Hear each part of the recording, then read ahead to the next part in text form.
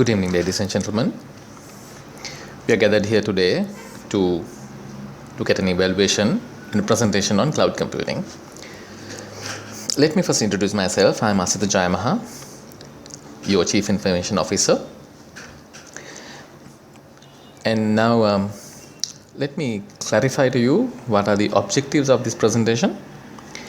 First, I will introduce what cloud computing is all about.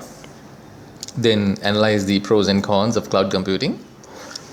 We'll also look at the financial aspects, and then how cloud computing should be managed, and then of course the conclusion. Now, what is cloud computing? Cloud computing is storing data and gaining access to data and programs over the internet as a replacement for computer hard drive. Let's look at another definition. A cloud refers to a distinct IT environment that is designed for the purpose of remotely provisioning scalable and measured IT resources.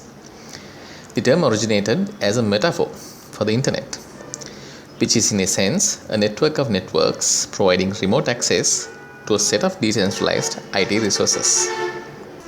If you really look at this definition and the previous one, what cloud computing really means is computing over the internet. So what are the benefits of the cloud?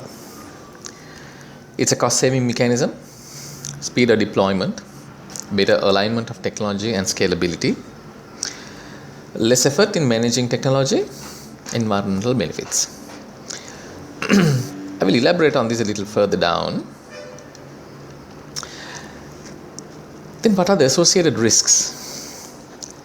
First associated risk is lack of transparency, mainly because you don't know where your data is stored. It's on a virtual hard drive where you don't know the location. So as they say, your data is somewhere up in the clouds. The next one is issues in reliability and performance. So that is there for cloud computing, where the cloud will tune out. Then of course the vendor lock-in and lack of application portability for interoperability. That is to say that the vendor who is operating the cloud may lock your applications based on your service levels and based on your agreement. Security as well as concerns in compliance. That is there's the thought of cloud computing not being secure sometimes to host sensitive data.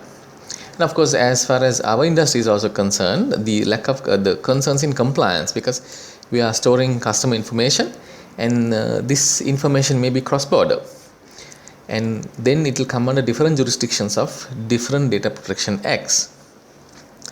This concern is there. Then service providers viability, risk of leakage in data, and of course organizational change in IT. Amazon is a classic example of cloud in operation. Amazon is one of the most important cloud players, and Amazon has invested in the IaaS market, which I will explain further in my upcoming slides. It provides cloud storage as well as rents supercomputer strength power for $5,000 an hour. This is far more cheaper than investing in your own supercomputer.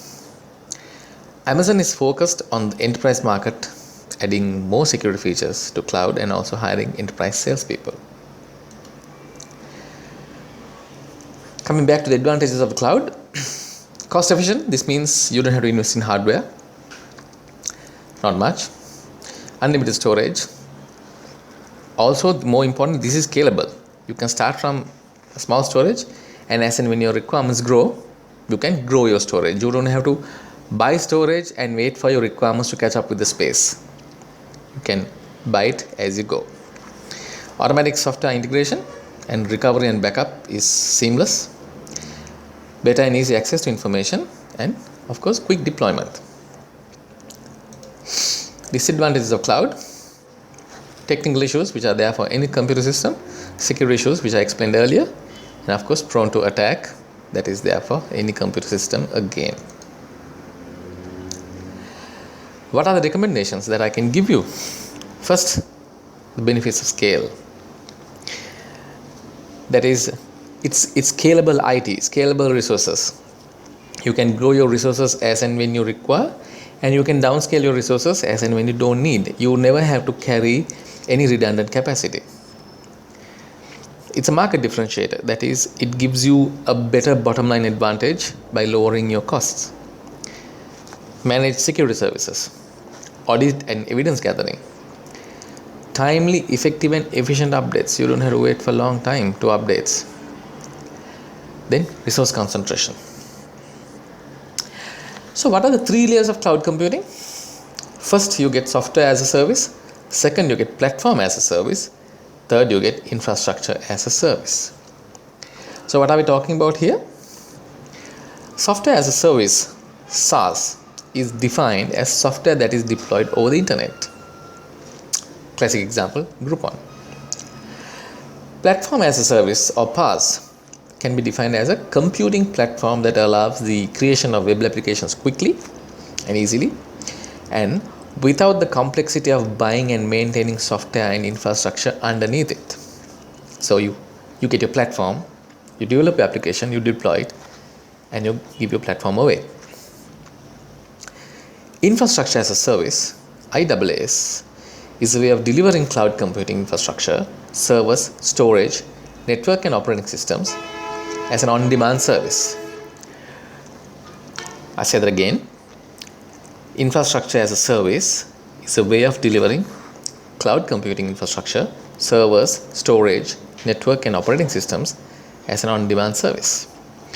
Rather than purchasing servers, software, data center space or network equipment, clients instead buy those resources as a fully outsourced service on demand.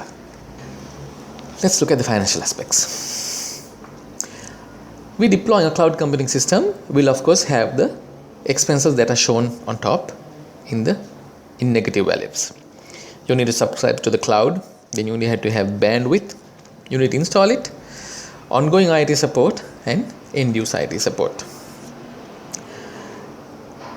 Then the savings come in the form of hardware depreciation, backup hardware depreciation, hardware support, increased server capacity, manpower and IT staff, disaster recovery center rental, backup power, network maintenance, software servers. These are all the costs that are associated with your standard computer system that we have in-house at the moment. So when you look at the expenses and the savings, at the end of the year, in the first year, you have a net cash flow of 4,500 negative. Then of course you have positive net cash flows, which finally results in a positive NPV of 44,550 at the end of year 6. After a 6-year period, you have a very high internal rate of return, and of course your payback period is very short, just 1.27 years. What are the sensitivities of this? First one is number of users. You can see that a 10% change in the number of users will have a 45% change in the NPV and a 63% change in your internal rate of return. Annual cloud subscription, which is another important aspect of expenses in a cloud computing environment. A 10% change in annual cloud subscription will have a 37% change in an NPV downwards. Again, a 242% IRR, which is equal to a 56% downward change.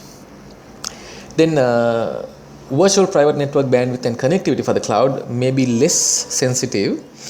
A 10% change in that has only a 5% change in your net present value and a 12% change in your NPV.